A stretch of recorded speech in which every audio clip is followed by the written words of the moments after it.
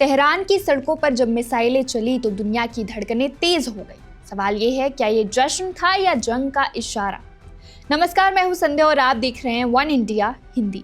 और आज हम बात कर रहे हैं उस तस्वीर की जिसने पूरी दुनिया का ध्यान अपनी ओर खींच लिया है। ईरान ने अपनी इस्लामिक क्रांति की 47वीं सालगिरह यानी 22 बहमन बड़े ही भव्य अंदाज में मनाई। तेहरान के मशहूर आज़ादी स्क्वायर पर लाखों लोगों की भीड़ उमड़ी, हाथों में झंडे, सड़कों पर जोश और मंच से गूंजते भाषण।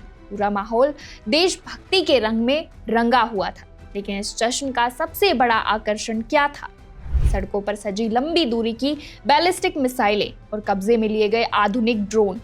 लाइव स्टेट टीवी पर इन हथियारों का प्रदर्शन सिर्फ परेड नहीं था, एक संदेश था। एक ऐसा संदेश जिसे वॉशिंगटन और तेल अवीव तक साफ साफ पहुंचाया गया कि ये सिर्फ ताकत दिखाने की बात नहीं थी, बल्कि ये बताने की कोशिश भी थी कि ईरान अपनी सैन्य क्षमता को लेकर पूरी तरह कॉन्फिडेंट है।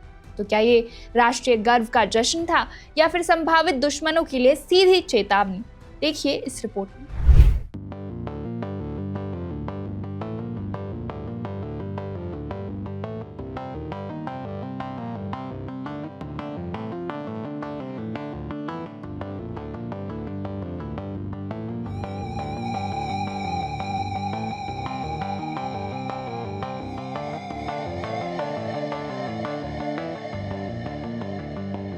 ईरान ने अभी अभी दुनिया को एक बहुत ही कड़ा संदेश भेजा है। भारी भीड़ के सामने सरकारी टीवी पर लाइव बैलिस्टिक मिसाइलों और पकड़े गए ड्रोनों को प्रदर्शन के लिए उतारा गया।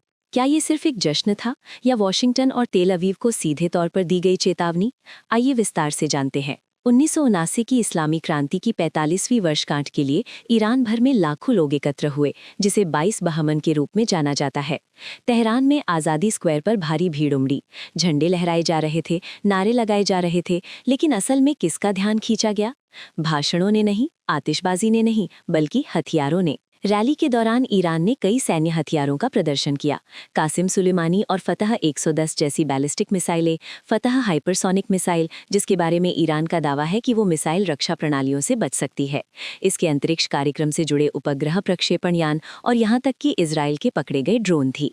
ये कोई साधारण बात नहीं थी। मिसाइलों को सैन्य ठिकानों में नहीं छिपाया गया था, उन्हें एक राष्ट्रीय उत्सव के बीच प्रदर्शित किया गया था।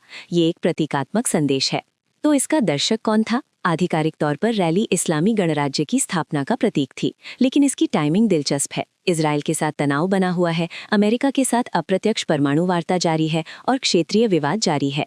जब आप अमेरिका की मौत के नारे लगाने वाली उत्साहित भीड़ के सामने बैलिस्टिक मिसाइलें उतारते हैं, तो इसे रणनीतिक संदेश के रूप में न देखना मुश्किल है।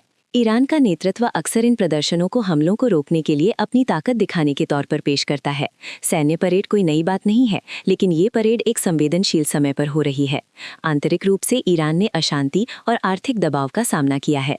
बाहरी रूप से ये प्रतिबंधों, परमाणु वार्ता और क्षेत्रीय प्रतिद्वंद्विता से जूझ रहा है।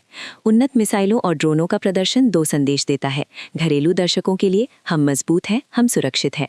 विदेशी विरोधियों के लिए दो बार सोचें। तो क्या ये एक जश्न था, एक चेतावनी थी, या दोनों?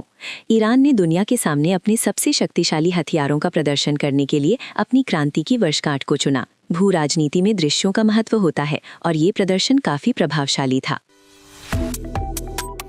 Subscribe to One India and never miss an update. Download the One India app now.